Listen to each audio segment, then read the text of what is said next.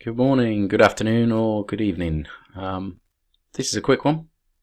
You want to add headings into your posts or your pages. I'm going to show you how to do that quite quickly.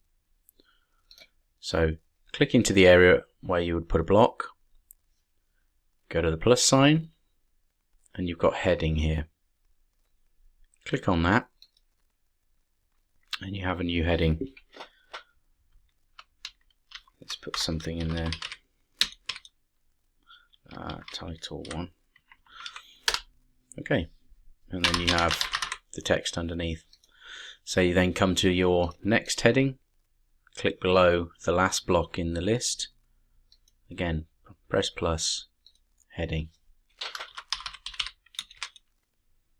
And it's that easy.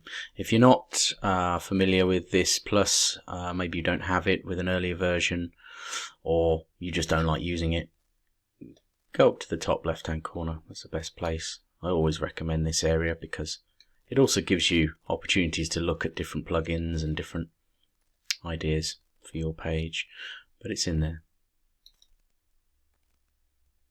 And there you go, and then you can